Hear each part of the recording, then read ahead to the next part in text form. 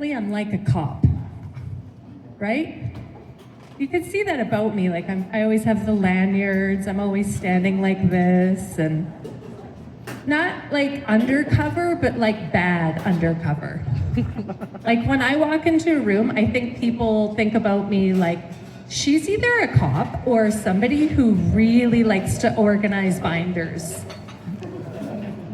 Yeah, that's new. I'm glad you guys like it. I'm keeping that one.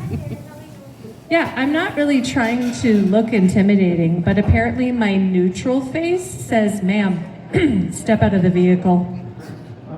Like when I ordered coffee earlier, I was like, I'll take a medium drip and your side of the story. Yeah, it's kind of weird. People get very confused when I do angel readings. Do you guys know that I do angel readings? Okay, I'll explain that a little bit. This guy in the line is looking at me like, okay, sure you do. No, I really am a medium though, and I'm not fake, which is rare. Medium rare. Yeah. And the stakes are high. Like when I do a group reading and I'm funny, it's incidental, but not with this comedy thing. There's just pressure, right? Like if I don't make this comedy thing work, I'm gonna have to be scrubbing the floors back here later. Yeah, it's either stand up or on my knees, and I don't want to do either of those things. Comedians are laughing. They're like, that used to be a very different joke. But it's a kids-friendly show, so that's the version I'm sticking with today. Yeah, it's really weird. People think being a psychic means that it's like very, I don't know, prestigious. But it's really just me in Walmart, people trauma dumping on me in the grocery aisle. Like, I was buying celery yesterday and some woman comes up to me and she's like, my husband left me. I was like, ma'am, this is Sobeys, not Hogwarts.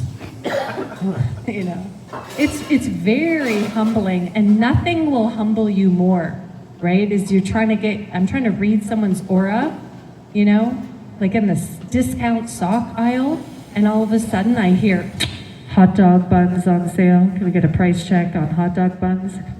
Oh my God, I'm trying to connect to the divine. This is very awkward. But I notice a lot of patterns doing the work that I do. Like Virgos, for example. They come in for a reading with like a Google spreadsheet. Yeah, like they don't ask for help, but they just come in and it's like they don't want a reading, they want to evaluate my intuition. Anybody know any Virgos? Clearly nobody in the room knows Virgos. That's why you're not laughing. You're like, I don't really know. Let me explain to you. Virgos are very picky, right? They're like perfectionists, like they'll meet the perfect person and focus on their one crooked toe. So when they come into, to get a reading, they're like auditing the reading.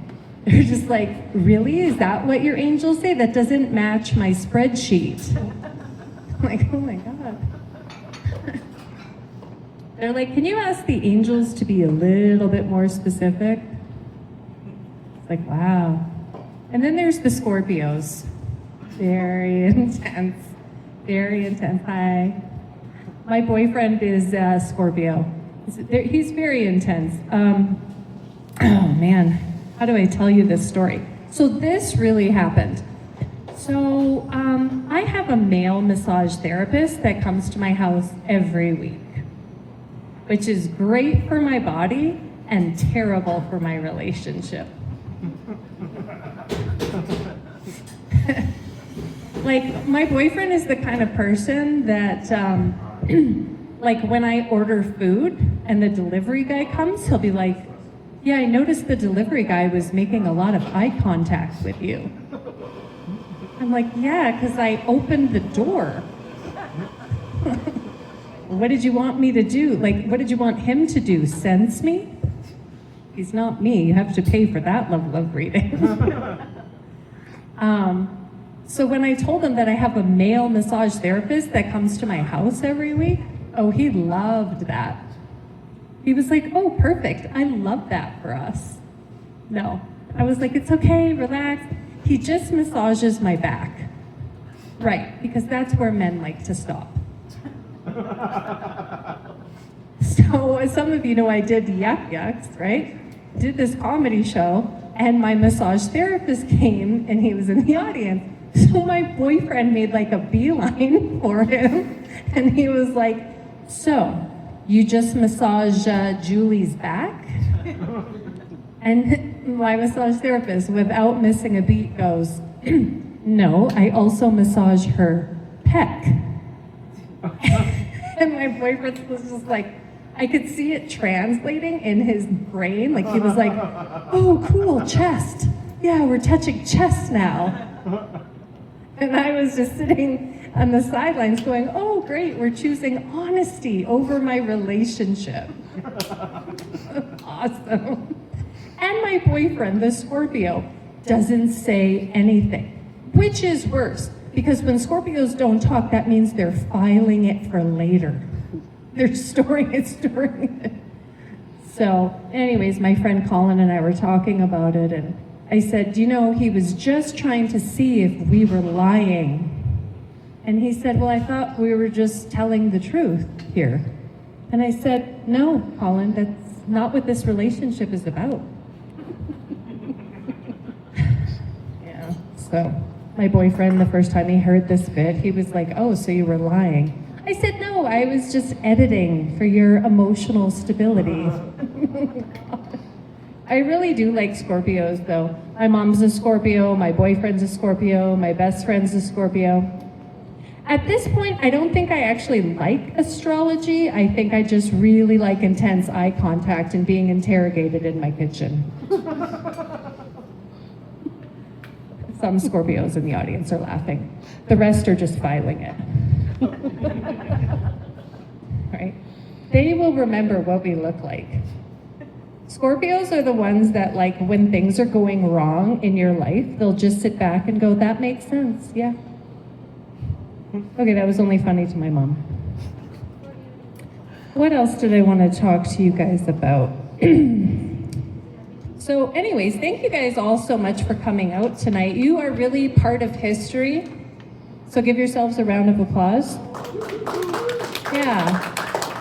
You're part of history now, so no refunds. Okay?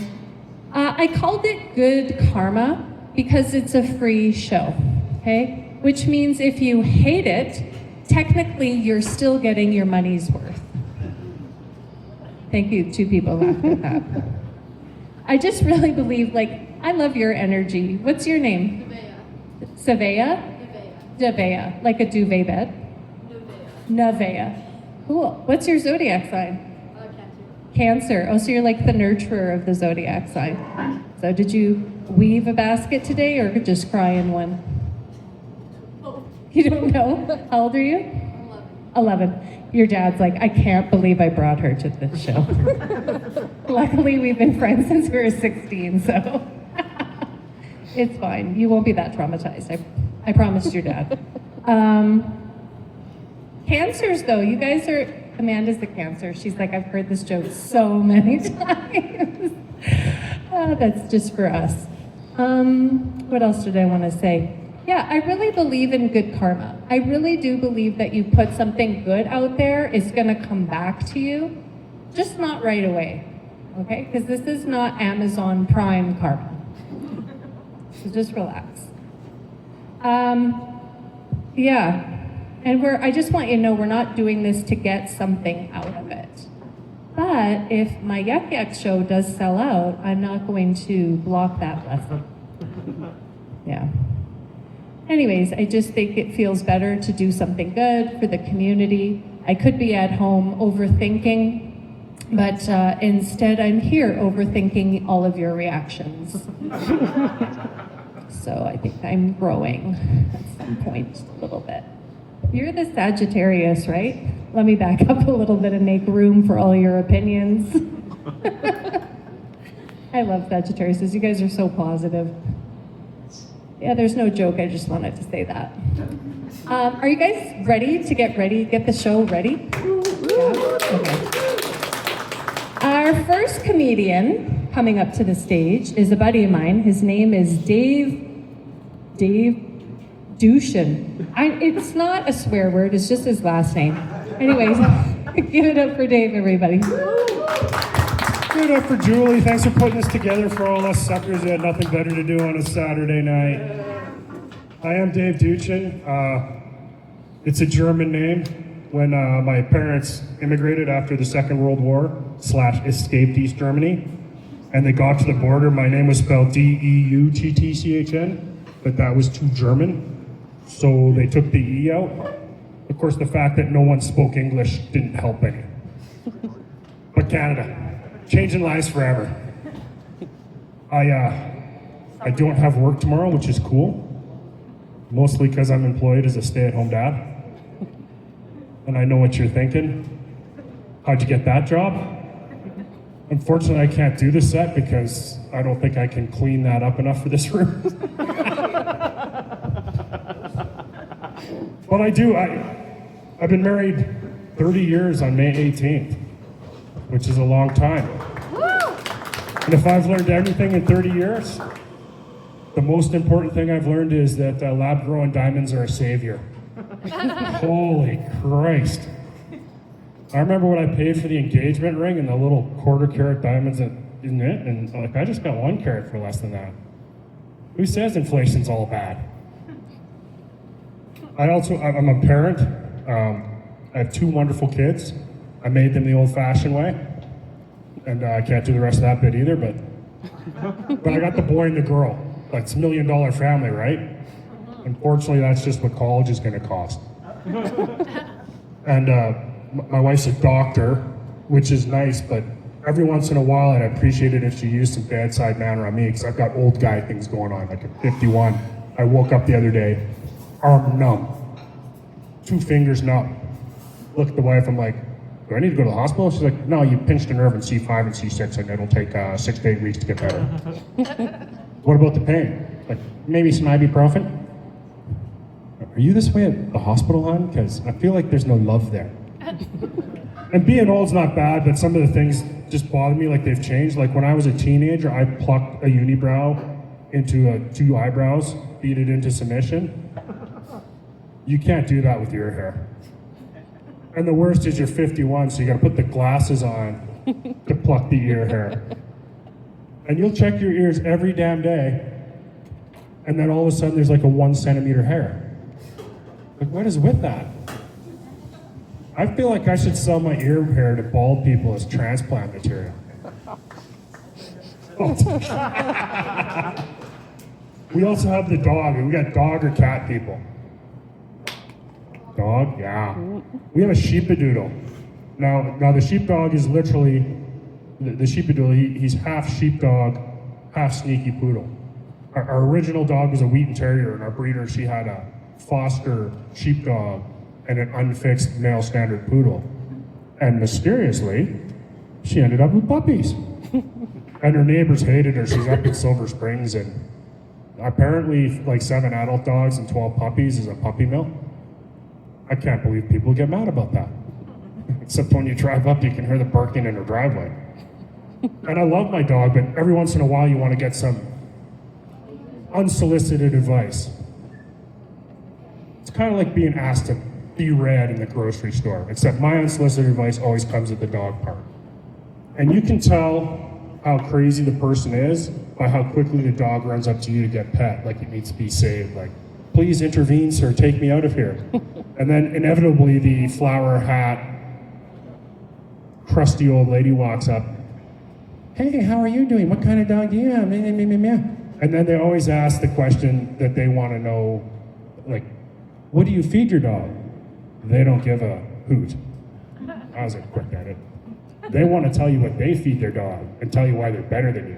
And I love it, so I just play along. I'm like, well, it's the green and white bag at PetSmart. Oh, have you ever tried feeding your dog raw?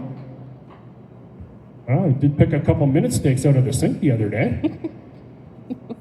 Oh, well, you can't do that. They need to eat raw and healthy. I'm like, it's a dog. I'm not growing it up to feed it to someone. Are you going to feed your dog to someone? And that's how you end that conversation. And you love your dog, and you say, like they always say, you can't put a price on love, right? Then you take that dog to the vet. The vet knows what love costs, and they're willing to. We took this poor sheepadoodle in, gets checked out, gets his vaccines, $195, and then you get to talk after. They're like, we noticed he's a little fat, so you should be feeding him raw. No, nothing on the call. Nothing on the call back to the crazy lady. And we're gonna have to clean his teeth next year, and that'll be $850. Yeah. I'm like, I paid $500 for the dog. Are you telling me I can save $350 and get my kids another puppy? I mean, even I like puppies. And the hilarious thing is how we got the dog. See, we had this Wheaton Terrier, and it was 12 years old, and I'm doing the math in my head. I'm like, okay, so it's going to live to 15, then we won't have a dog. I made the mistake of telling my wife that, and she's like, oh no, we're getting another dog. And I'm like, what? 49, if it lives to 52, then we get a puppy. I'm 67 by the time we're out of dogs. I want to be golfing in Puerto Vallarta in the winter when I'm 67, not... So I had to start the clock on the other dog. So I started showing her these puppy pictures from our old puppy breeder.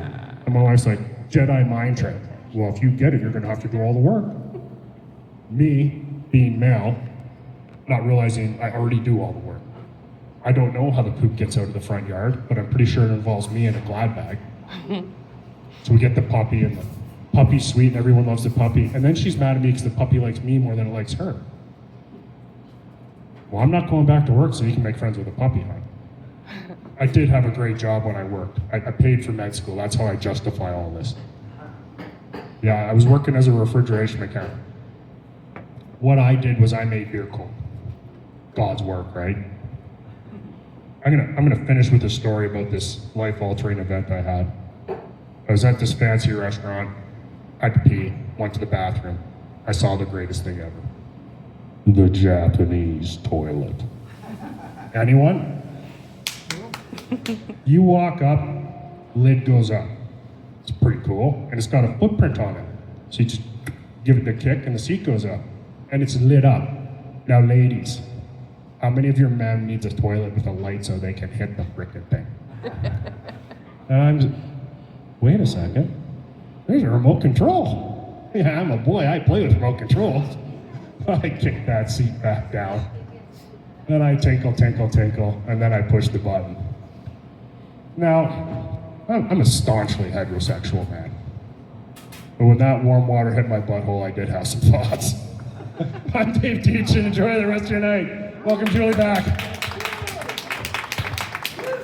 Keep it going for Dave, everybody. That's great. I'm trying to think of a translation for the kids about that, but I've got one. you do? Yeah, you'll hear it later. Oh, I'll hear it later. Okay, sounds good.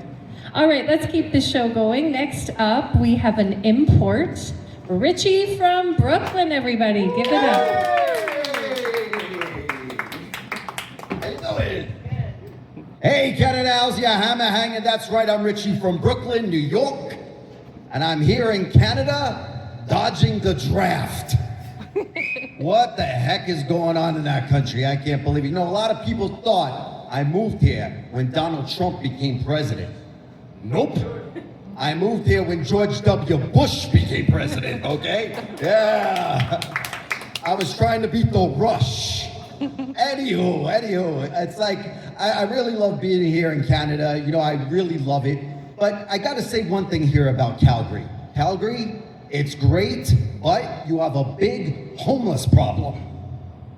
They're so untalented. I mean, really, they don't do anything. They want my money, but they have no act. They have no razzmatazz. No, all they do is this. They slowly start to move at the hips, slowly slipping into a coma as they hover there for 2 or 3 hours. Boring. You're not gonna get my money with that. You gotta have more than that. You guys gotta come to New York, okay? Our homeless are Broadway babies, okay? They'll do a little song, little dance, they'll pee right down the pants. Hey, you know, hey, wait, you don't think peeing down your pants is a talent. You try doing it on cue. These guys are artistes, okay? I'll be like, hey, if you tip them, they will take requests. You could be like, hey, buddy, I'll give you 20 bucks. What I want you to do is shoot your pee up into the sky, catch it in your mouth, and gargle the Star-Spangled Banner with it. And it'd be like, okay, 20 bucks? I would have done it for 5 and a Kit Kat. Okay, here we go, here we go, here we go. Okay, oh, here we go. Oh.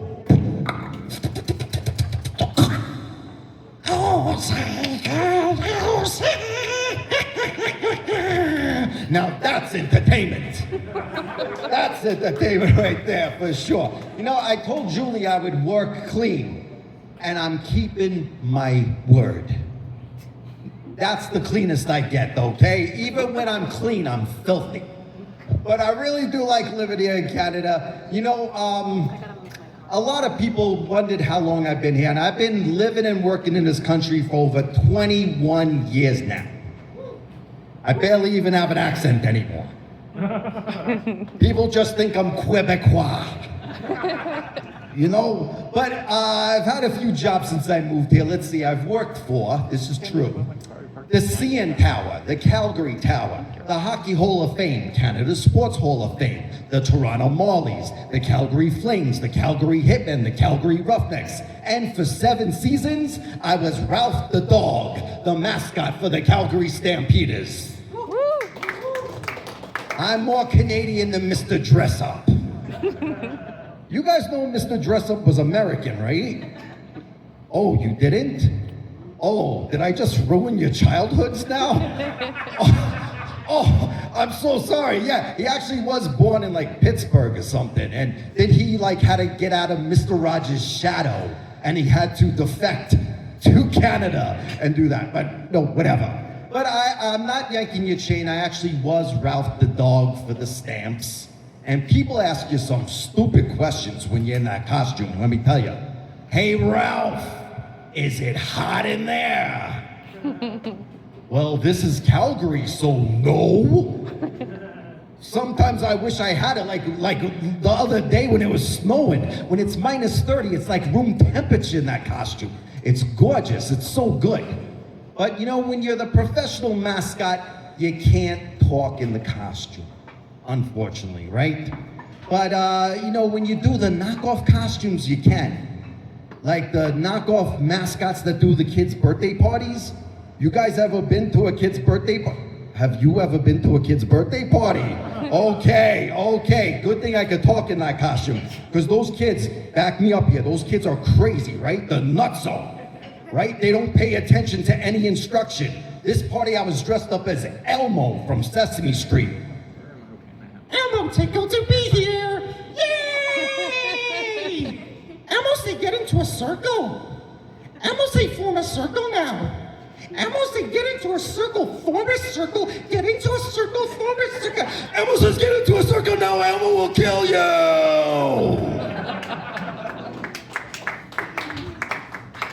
You gotta know how to talk to children. That's an important thing. But what was I going to say again about living in Canada? You know, when I first moved here, one thing about it is that I really love living here because I really love the way that you hate Edmonton. It's so true, right? Edmonton, oh, we hate Edmonton. It's the same way New Yorkers feel about every other place in the world. It's so wonderful to see. Let's see, what else can I do here?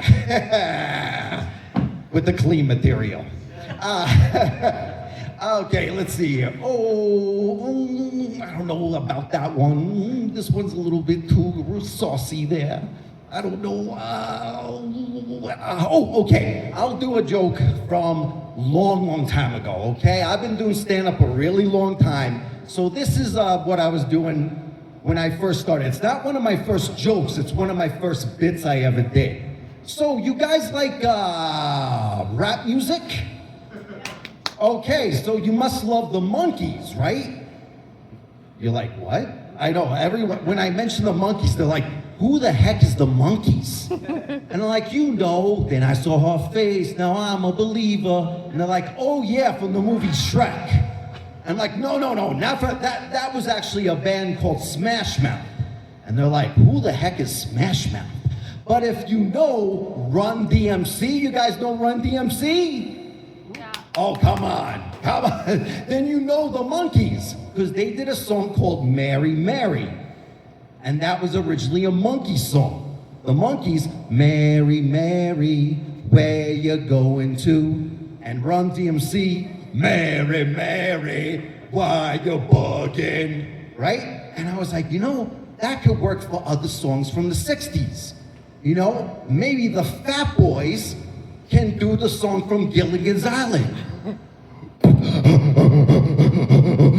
Just sit right back and you hear a tale of a faithful trip that started from this traffic port aboard this tiny ship. Now the mate was a mighty sailor man and the skipper brave and sure. Stick 'em.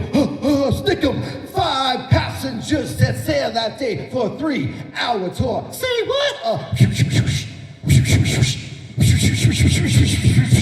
Tour, huh? I'm Richie from Brooklyn. Thank you so much. You guys have been great. Have a good day. Keep going for Richie, everybody. Oh my God, that was a lot of energy. Is everybody still recovering from that? And this is just a side effect to doing comedy in a coffee shop, is we've all had way too much coffee. But it's good coffee. Speaking of which, do we have any drink specials today? Sorry. Okay, never mind.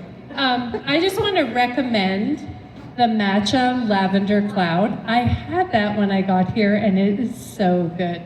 Latte is delicious too. The latte's delicious too. And if you are not a matcha fan, then espresso is really good. Here you go. Round of applause for the owner, everybody. All right, let's keep the show going. Your next comedian is a Libra, and I'm always excited to hear what he has to say. Give it up for Scotty Grinton. All right, thanks. Finally, a comedy show where people can be in bed by 9 o'clock. As an old guy, I kind of like that. I am an old, straight, white male, and my pronouns are all y'all. That was a time-release joke. But you know what comedians need more than anything else is new material. I'm an extremely lucky guy because just a year ago, new material came into my life in the form of a brand new little baby granddaughter named Rosie. Oh, thanks. Yeah. And Rosie's absolutely awesome. But you know what's not awesome? Me as a grandpa. Oh my God. I finally get to an age where I'm actually expected to take a nap, and my grandkids tell me I'm supposed to be woke. I don't even know what that means. And I'm lit. I don't know what that means either. I just hope that was funny. I saw it on the internet. But really, Rosie's actually our 4th grandchild. And I gotta tell you, when I first found out I was gonna be a grandpa, I was pumped. I was so excited because here's an opportunity to influence this next generation. I thought there's things I could teach these grandkids, fundamentals of life, like throwing a ball, lighting a campfire, how much Coca-Cola goes in Grandpa's rye. things that matter. But I gotta tell you, I was struggling. I didn't understand how to be a grandpa in the 21st century. And I thought, you know what? Maybe there's wisdom in the ages. I reflected on my own grandpa. And then I realized my grandpa was born 125 years ago. Wow, men back then, they were different, weren't they? Men back then, they could fix anything. Except, relationships. Not so good at that. As near as I can tell, I reflected on Grandpa. He only had 2 jobs. One was set a bad example, and 2, every now and then, he'd look at me and go, "Laddie, come over here and give me finger a pull, just a wee pull." I know it's the oldest joke in the world, but I was 8. To me, and let's face it, for every man in the room right now, that is still the greatest joke ever written. And all the women are going, you're disgusting. Your grandpa was disgusting. You're not wrong. So I'd go over, I'd pull his finger, we'd laugh, and he'd put his arm around me, and he'd say, now don't tell your gran I did the farty finger thing. That's what he called it, the farty finger thing. And then he'd give me $1, and I wouldn't tell gran. So I realized my grandpa was not going to be a help. But you know what? It was my wife that really helped. She sat me down and she said, look, it's not that hard. There's just 3 things. When they're really young, get involved. Help with the chores, change some diapers. I said, okay. As I get a little bit older, I do things that they want to do. Have fun with them. And I thought, okay. And then she said, as they get even older, you have to really listen to them like their feelings matter. I said, okay. But I gotta tell you, those diapers, this is where it all went wrong. This is where I discovered what a bad grandpa I am. You see, the first 2 grandkids were girls. Changing diapers with girls is easy. You take the dirty one off, you clean them up with the baby wipes, you put the new one on, slap it on. It's just like changing your oil in your car. It's that fast and simple. The 3rd one has a penis. Nobody trained me for this. Nobody mentioned that it's different. He's up there on the thing. I take the dirty one off. I clean him up with the baby wipe. I turn innocently to get the clean diaper. And I come back and he is spraying everywhere. He peed right in his own grandpa's face. I have no idea how that boy's paying for university. All the money's going to his sister. Nobody tells you, all you gotta do is do that. Nobody told me that. Up until that point in my life, I'd only ever touched one penis. And, you know, now at this age, I'm thinking maybe I touched it too much. I don't know, was that dirty? I'll let you know later. Okay. Sorry, I lost where I was. Where was I? Not on that part. But they get involved. As they get older, doing things that they want to do. And I thought this would be great. This is where they're throwing the ball and the campfire can come in. It's not like that. You know how many times I've seen the movie Frozen? Oh my God. All right, I'll build a frickin' snowman. Just turn off the DVD. I don't want to see it anymore. The Disney store. I wish you'd go away. That actually worked. We don't have that store anymore. So that's a pretty good song. But you know what? As they get older, different challenges. And I gotta tell you, my granddaughter, she's 18 now, but when she was 13, she had some real challenges with some of her feminine elements. And she came to me and she said, Grandpa, can I talk to you about my cramps? And it was at that moment that I realized she was standing between me and the door. So I listened. Who knew that was a thing? Who knew? 15 minutes she went on and she discussed this whole thing with me, and I had nothing to add. No importance for value at all. After that whole 15 minutes, though, she came up to me and she gave me a great big hug. And she said, thanks, Grandpa. So I gave her $1. Yeah, but I knew that I was at the peak. I knew that I was at the acme of being a grandpa last summer. That little boy who peed in his grandpa's face is now 12. We're in a big church, big Catholic church. It's cavernous. It's full. Everybody's there, moms and dads and aunts and uncles, cousins. We're sitting on those wooden benches they give you. I think they get them from the prison. And we're sitting there, the priest is doing this thing that's very quiet. That little boy, who's now 12, is sitting beside me on that wooden bench. And he farted. The entire church turns and looks at us. And he looks up at me, and he goes, ooh, Grandpa. And I thought, and I looked at all of those faces and I went, you see that? I taught him that. I'm Scotty, and every story is a love story. Keep it going for Scotty Grenton, everybody. That's hilarious. What did I want to say? Oh yeah, he was talking about, trying to like emotionally regulate the kids. You know what I've noticed is everybody is exhausted right now. Nobody is okay, right? And everybody's saying, I'm fine, but everybody is like emotionally, buffering. And it just makes me think of like when we were growing up, right? Our parents had one emotion, walk it off. And people nowadays have 17 diagnoses, a weighted blanket, and a little app in their phone that says things I'm going to talk about in therapy. Yeah, I just want to share that, and that brought the whole room down. Okay.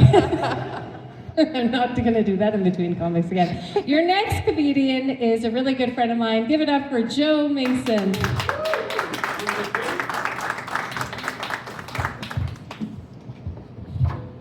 How's it going, everyone? You guys having a fun night so far? Yeah, sick. I'm gonna be honest, I'm a little sad because, Julie likes cancers, but I'm not a big fan. A friend of mine, she ended up ghosting me for cancer. Yeah, it was breast cancer, metastatic. And, seriously, I got a surprise invite to an event that she was hosting, and it turned out to be her funeral, so that sucked.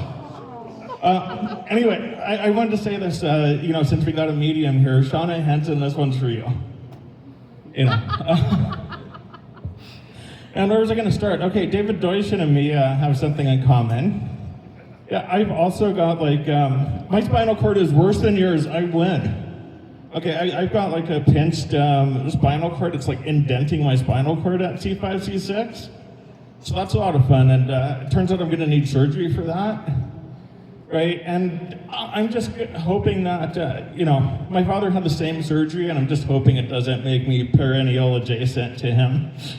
I mean, perineal adjacent. Anyway, maybe 5 adults know what that means, but no kids do, so it's cool. Man, I made a joke the other night, and that got me kicked off the stage, by somebody who I swear was had telekinesis or something, okay? Because I made this joke and I called a woman a B word. You shouldn't do that, but sometimes it's funny, but if you're a kid, you should never do that. Right? And anyway, the next thing I know, I stepped off the stage. So I was just walking like this and I stepped off the stage and, obviously it was too far left for that stage.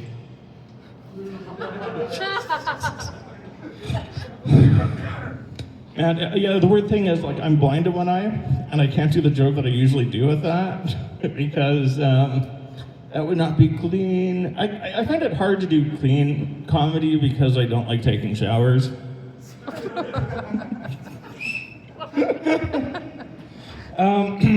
I have a lot of health concerns, right? Some of them are real, like the neck thing, that's real, right? But I'm also a raging hypochondriac, right? Do anybody remember WebMD? Yeah?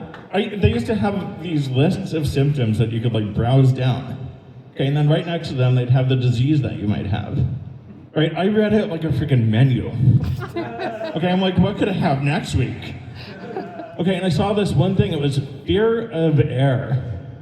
And I just thought, wait a minute, who's afraid of air? That's impossible. And then I remembered I saw the Predator movies when I was a kid, so you guys don't let her watch that. Okay, and I just thought, wait, what's the scary thing about the Predator?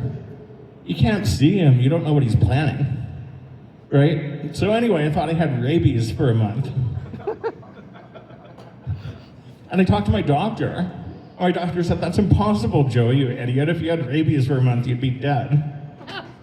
And then in this state of existential dread, okay, who do I go to? The one most important person in my life, my wife. Right? And I say, I can't possibly be dead, can I? And she just looks at me oh yeah, haha, funny comedian. And I'm not so good at getting social cues all the time, and she just goes, ghost. So I thought I was dead for a whole year. I think I had Cotard syndrome. any of you guys are a doctor, like, you know that's a real thing. Anyway, no, I don't have that, but I still worry about my health a lot. I did have a surgery 2 years ago that almost killed me. I had a hernia repair and I got a mesh implant. Okay, and that mesh was made from cow. Okay, like seriously. So I'm the only comic here tonight that's got beef with myself. And then I got flesh-eating disease, which really sucked because I'm a vegetarian.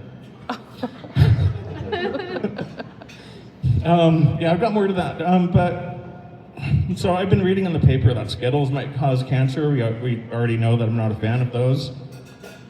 And I'm pretty scary because, like, you remember their slogan, "Taste the Rainbow"?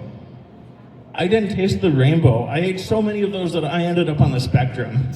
And I know what you're thinking, maybe it causes cancer, but it doesn't cause autism, right? They're not vaccines. I know I'm in Alberta, come on, you can laugh at that, even if you don't believe it. You shouldn't believe it. Okay, but anyway, like, when autistic people get jobs, we're often into science and tech, so that is the link, because it turns out that autism causes vaccines. All right. I'm going to leave you with one more. Actually, you know what? I'm good. I'm all right. I just wanted to say, like, I knew my comedy was going to land me behind bars one of these days. At least I'm not doing too much time. Please welcome Julie back up to the stage. Keep it going for Joe Mason, everybody. Nice. Our next comedian is a Capricorn. Now, I've heard that they are born 30 with a 301k and a 3-year plan. So let's find out as we give it up for Benjamin Valentine. Thank you. I'm actually a Capricorn Sagittarius, but I really don't care about that stuff. I don't like signs. I had a roommate one time. We'd be like on, it's called Beagle Live, where you can do calls with like random people around the world. And she'd be into a guy. She's like, I really like you. You have everything you want. Oh, you're a Sagittarius? So I don't like signs. Anyways, whatever. What up, everybody? Shot through the heart, and you're too late. You gave love a bad name. I won't lie, that was the best ever. Woo! You guys, I was just voted the 3rd best black comedian in all of Western Canada. I would be happier if there was more than 2 of us. I really like Joe. Just like Joe, I too am a dark comedian.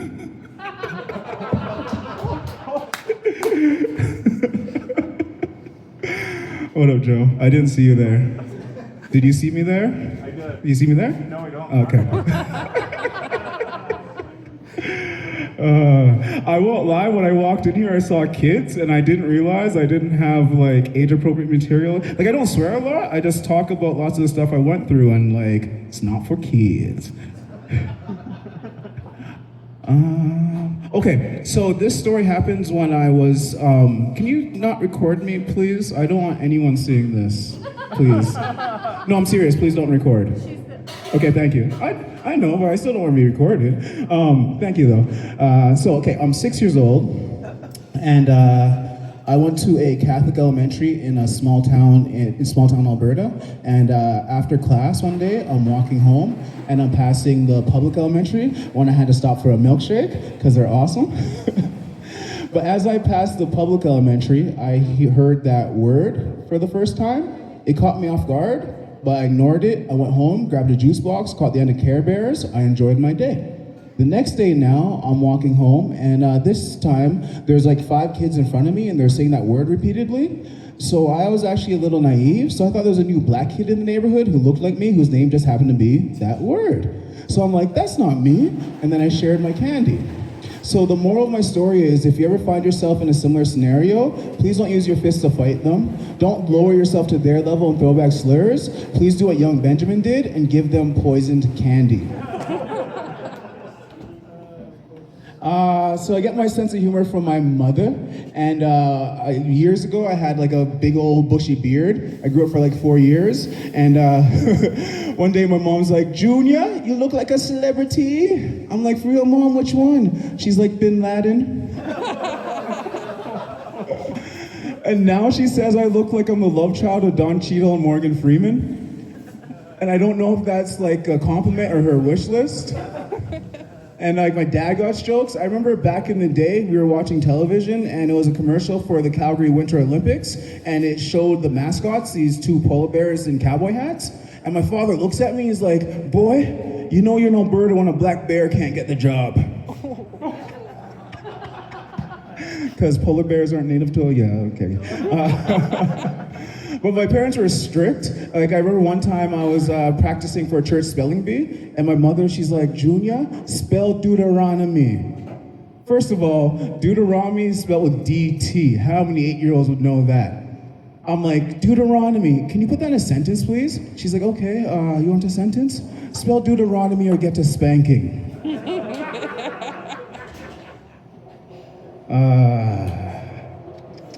What else do I want to tell you guys? Oh, this is like all out of line or whatever. It's kind of funny. It's just a one-liner.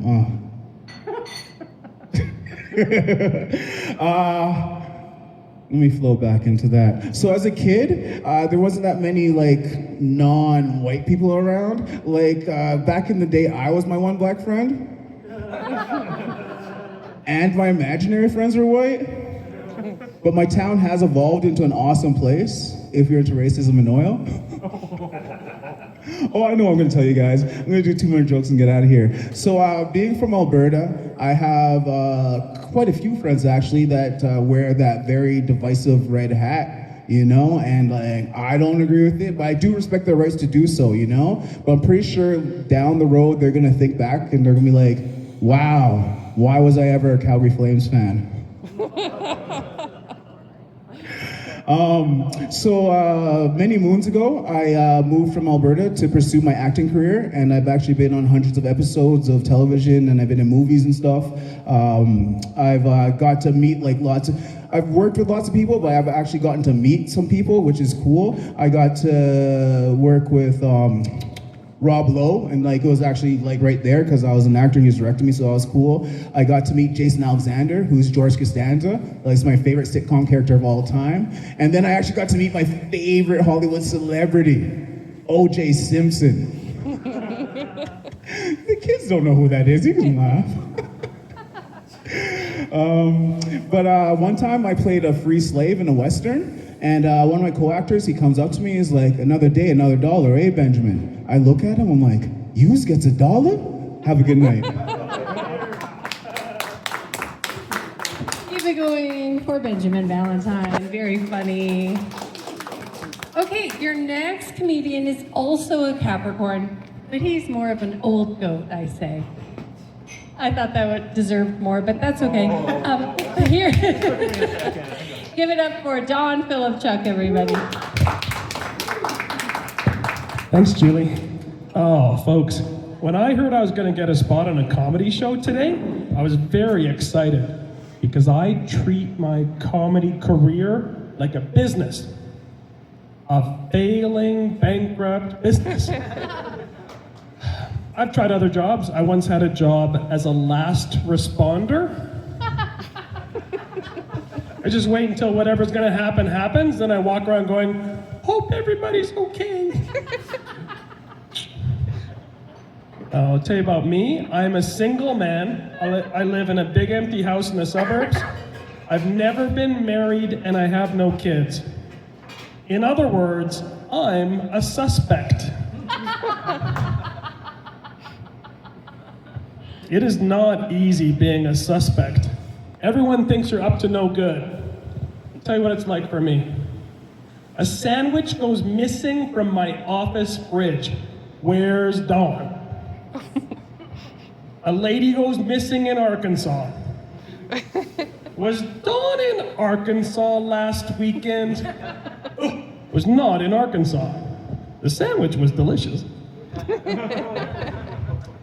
The biggest thing about being a suspect is every time I drive past a playground, I have to speed up. Get so many tickets for speeding. Anyhow, it's pretty silly. I like to think that my name is kind of musical. Dun, dun, dun, I've been done so long. I've been dun, dun, dun so long. My name can be dramatic. Dun, dun, dun. My name can be ominous. Dun, dun, dun, dun, da, dun, dun, da, dun. Little Darth Vader there. But I like to think that my name is sorta romantic. And you can tell everybody that this is your dawn. This is so dumb. I've got a bad habit. I like to go on Facebook and I like to wish people happy birthday one day early. My girlfriend says I have a problem with premature congratulation.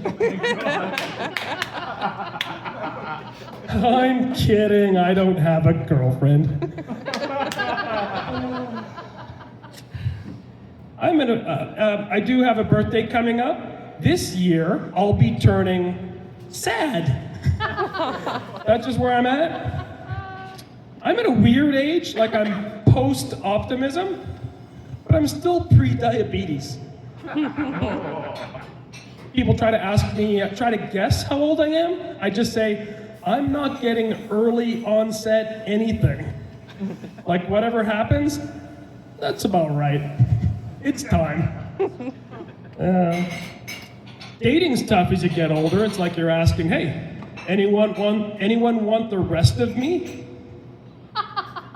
It's like you're offering someone the last third of a chocolate bar, and you dropped it. I can't lose weight. I have trouble losing weight because I eat like a horse. And I am not a horse. But I just love buckets of oats. Can't get enough. I tried dieting. There's this one diet I read about where you're supposed to eat 6 times a day. Turns out I'm killing it. Sometimes I eat 7 times a day. I read about this other thing called intermittent fasting. And how this works is just sometimes you just not eat. I didn't like that at all, so I invented a new one. It's called intermittent fasting. You just stop eating for like a minute, and then you can eat some more. That's the right one for me. Some people say you shouldn't diet at all. You should just use self-control. And towards these people, I feel anger. And I just want to hit him in the head with a potato. But I don't hit him in the head with a potato, so I guess I do have self-control. One of the problems, though I can't lose weight, is I love red wine.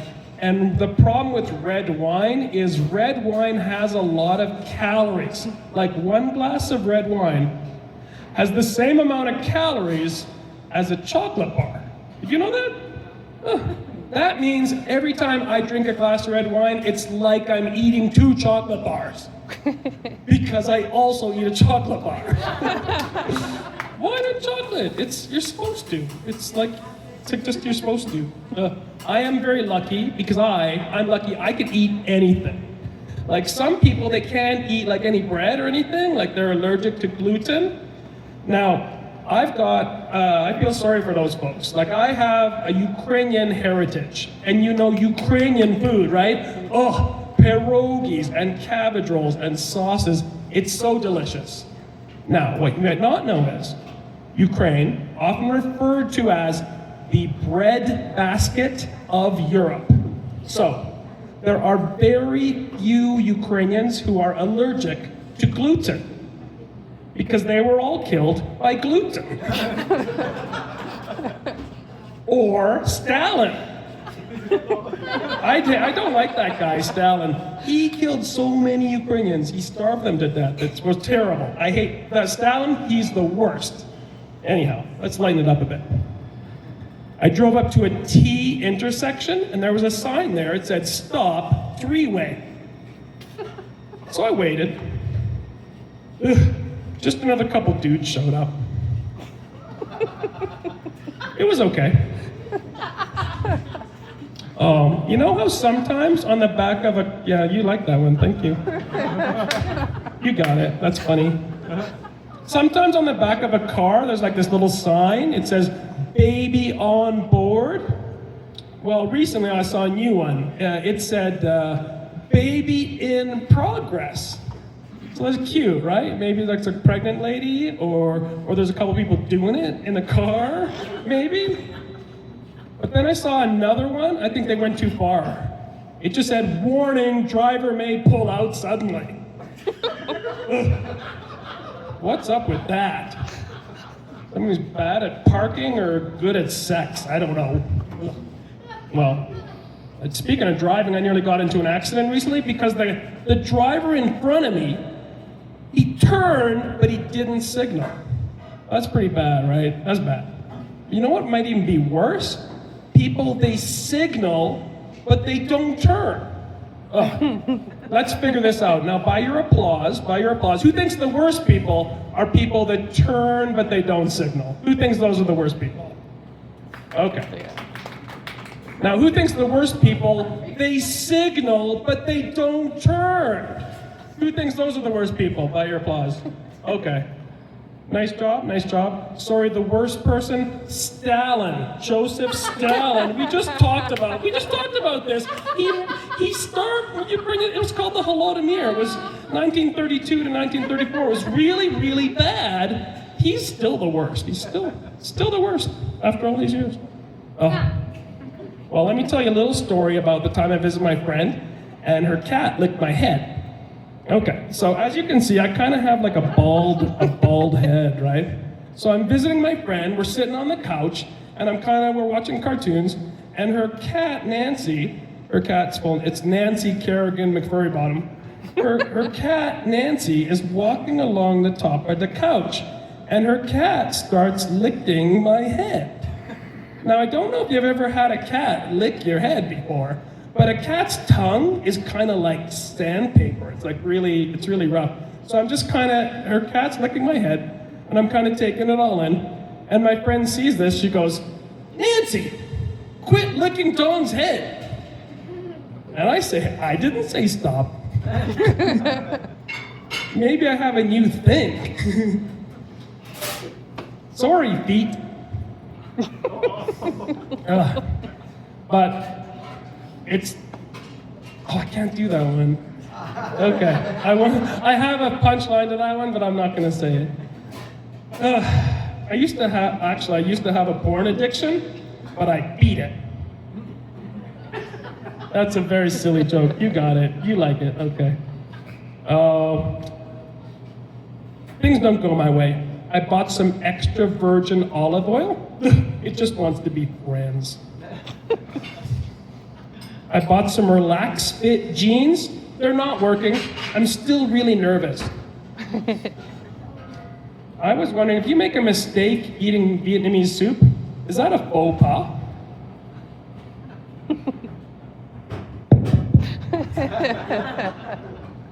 When arsonists want to meet other arsonists, do they use Match.com?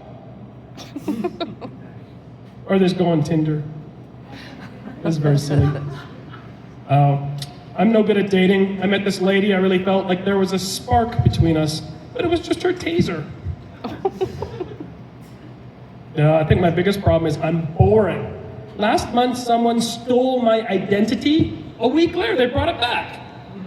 Gave me $20. Okay, I'll leave you with this.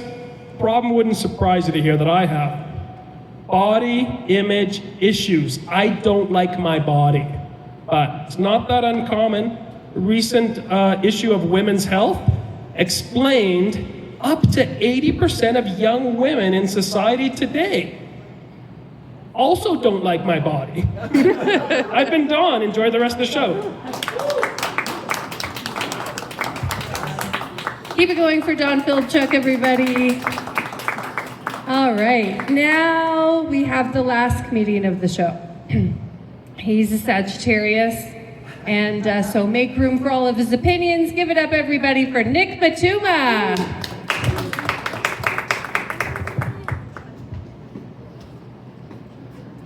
What about Ravi, Julie? Ravi. Second Ravi. last.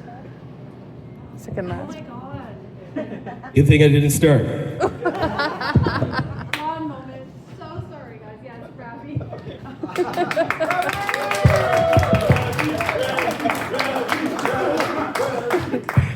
Okay, I am not Sagittarius. I am a Scorpio. And all this while I've been sitting there, I've been filing my nails. Let's start with some good news.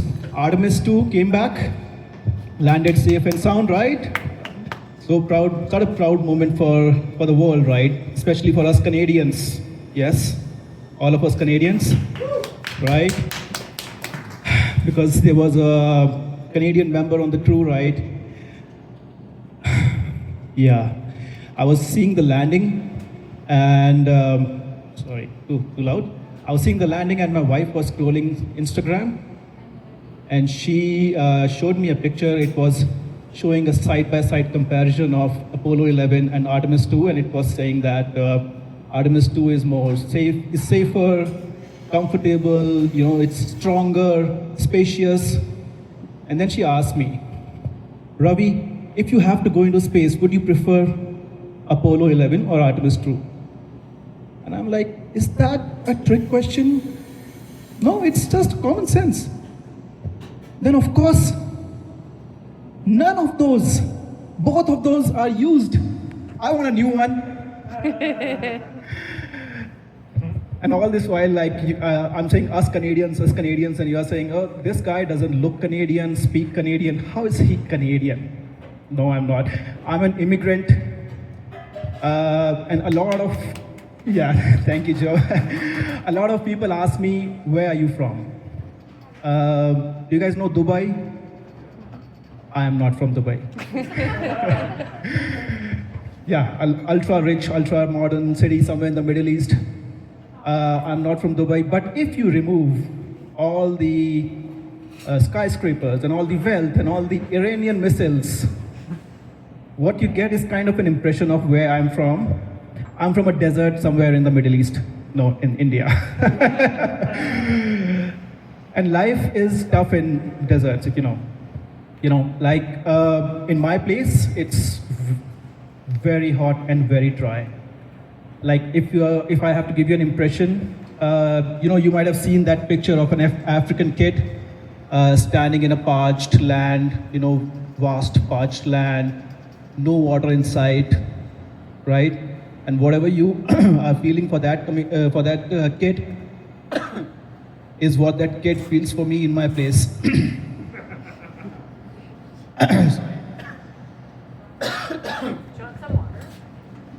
No, thanks. Yeah. So life is pretty tough. I wanted to get out of my place. And when Indians want to get out of their place, they don't go from one province to another. Canadians do that. You know, Canadians go, when Canadians want a better life, they go from Toronto to Calgary. Someone's told them Alberta calling. I don't know, it doesn't work for me. But when Indians want to move out, they move out of their country. And only two countries are calling Indians, Australia and Canada. I chose Canada because, you know, Australia is 75% desert. So for me, it would be like graduating from kindergarten to high school of hell.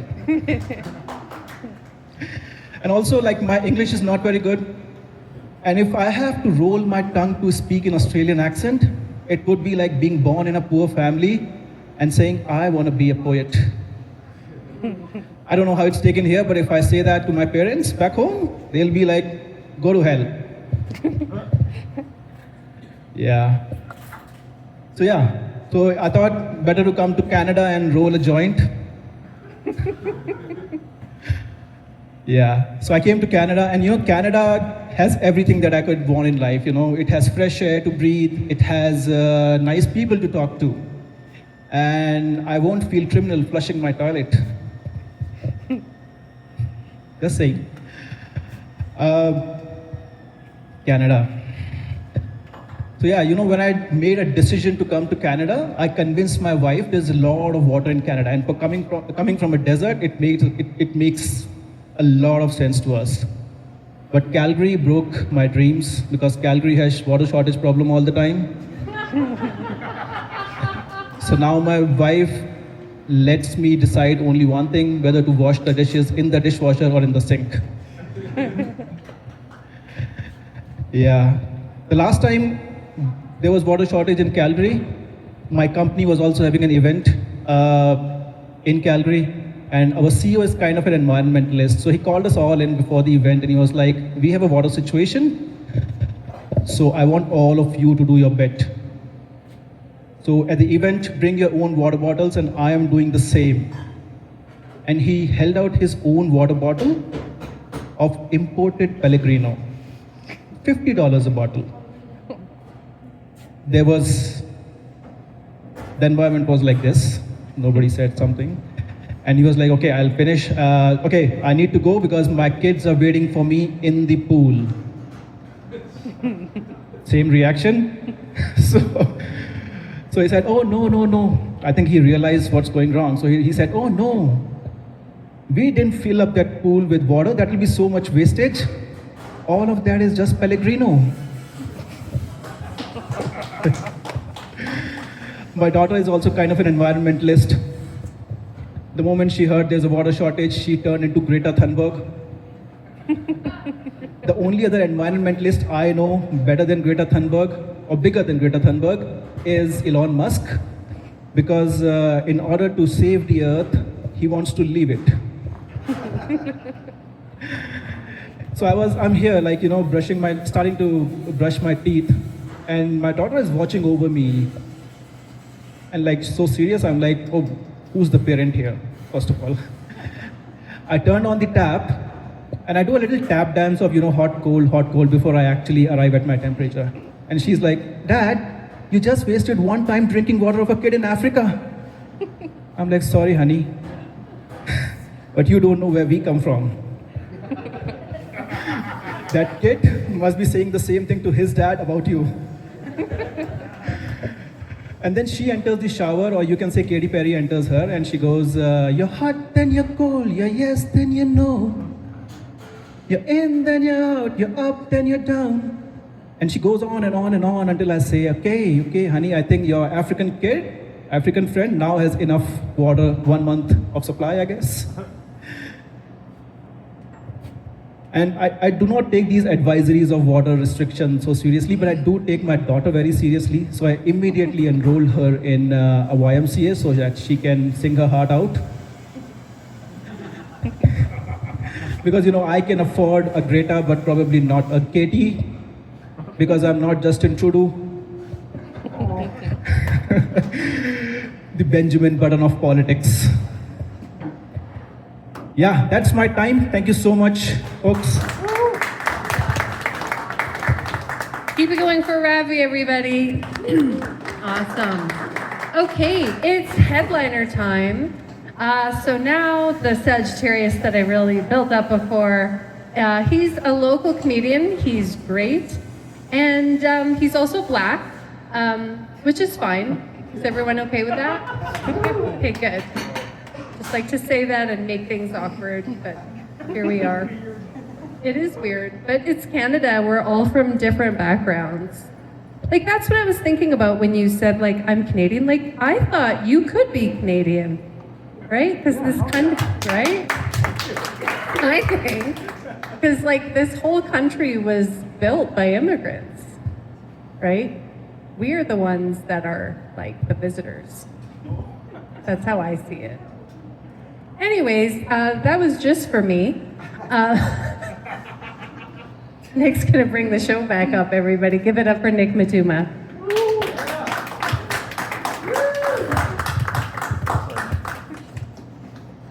Na zingonya na kiti mama ngoya uzama unya. Now, ladies and gentlemen, does anybody here knows what that means? It means, look, there's a baby lion over there. Look, it's a baby lion.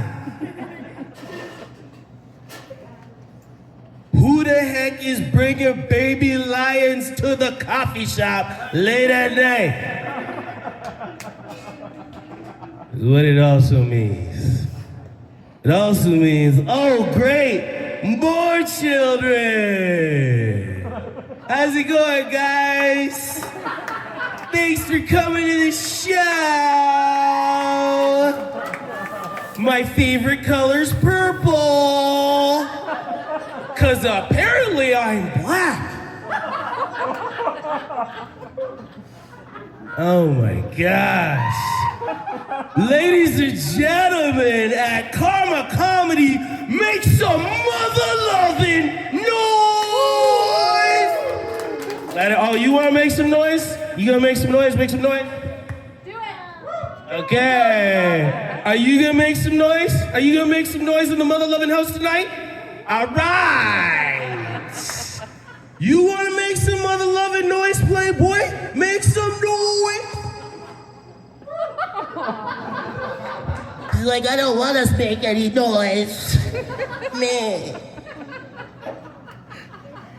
So, guys, me and my wife, or ex-wife, I should say, we've been doing some math, and now we're having a division.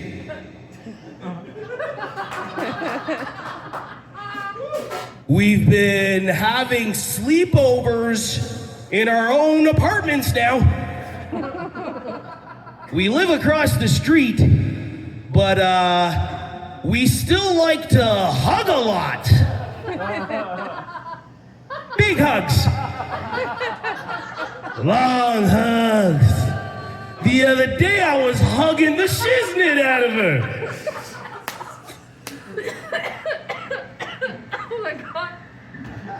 But yeah, it's not healthy to be still hugging all the time. But we had a good hug the other day. Yeah, go hug your mommy. Yeah, hug her real hard. Yeah, good. You're like, I hug her, mommy. You're the biggest mother lover in the house tonight, aren't you? He's a big mother lover. Get in there. She's like, I want to go back in the womb. Put me back in, mama. Did you see her? She ran to her mom. She's like, let me get back in there. Ah, thanks for coming.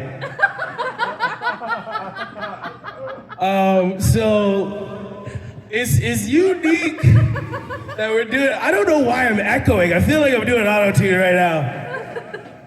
I feel like I'm making a rhyme right now. Listen, y'all didn't almost get me performing this evening. Some awkward-ish happened at the beginning of the show.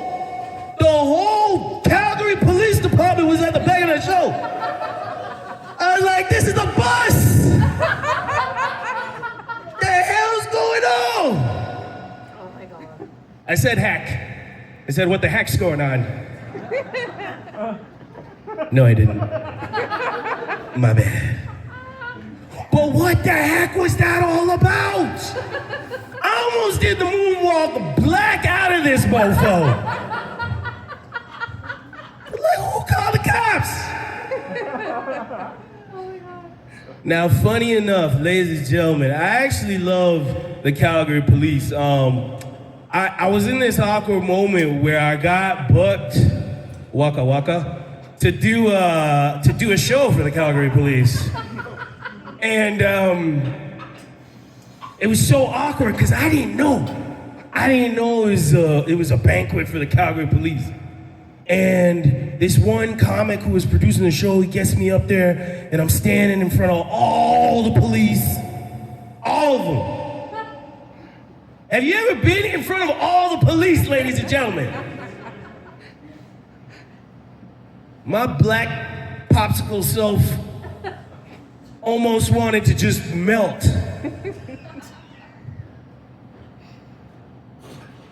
So earlier on, I was asked, what kind of jokes would I be doing this evening? Because it's PG-13 or rated G this evening. And, I do have some jokes that would be questionable at Crayola's, corporate meetings. So, one of my infamous jokes is, what the big black popsicle say to the little white popsicle? He said, you're milky. Okay, you guys like popsicle jokes. All right, it's funny that, guys, before I even go forward, I want you guys to give a round of applause for all the comedians you guys had and saw before me. The one that killed me is, sorry I forgot your name, sir. What's your name from Brooklyn? Oh, Richie. Richie? Guys, Richie was my favorite comic this evening, because I grew up watching Sesame Street. I'm from the other side of Canada. We all dig Sesame Street. And one of my aspirations is I hope that I get to work with the Muppets one day. And me in particularly, they said one of the advices I was given was if you want to work with the Muppets, you got to be able to do the voice, but you got to be able to sing. So ladies and gentlemen, do you guys mind if I just try out how I've been? Okay, here we go. Green, green, green, green, it's not easy being black.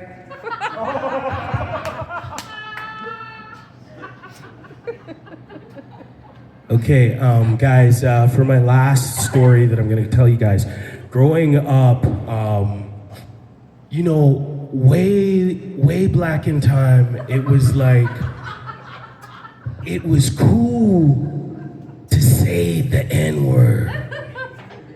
There's this one infamous meeting that happened at Clive Davis's house, and the CIA was there, and all the rappers were at Clive Davis's house. And they were told to become more evil. They were told we gotta feed the prisons, and they were told now we want you to wear all black, we want you to say the N-word, we want you to talk about all kinds of things you shouldn't hear about before you gotta go to bed. And that'll help fill the prisons with that impression. And it came back down on me because I'm Lil Nicky living in suburbia and I'm using the N-word and I got caught. And, I got caught and in trouble like how Theo and Cockroach would get in trouble on the Cosby Show by their parents. And it was one of those things where my parents were just like, we gotta class him up. We gotta teach Nicky a lesson. So instead of going to the Philharmonic, they were just like, we're gonna take Nicky to Fox Theater. And if you're from that side of the country, going to Fox Theater, they used to just play Phantom of the Gosh Darn Opera all the freaking time. And I went to this summer camp and there was this form you had to fill out. And when you're filling out this form, you had to declare what ethnic background you were. And I decided to fill out this form and put the word Negro. When I went home, my parents saw this, and this is all in the same time frame, and when I'm getting in trouble for using the N-word at school and saying it, yelling it out. And when they took us to the opera, they were talking to me in the car, and they were just like, Nicky, you shouldn't be saying any of those N-words.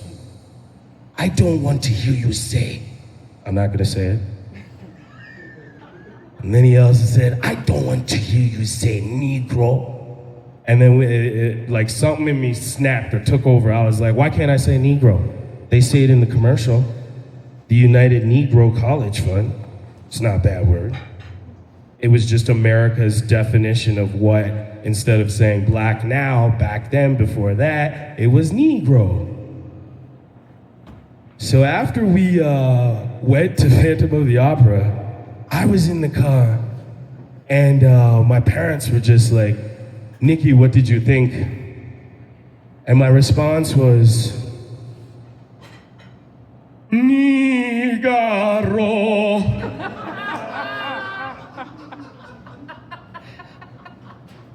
Nigaro. Nigaro, Nigaro, Nigaro.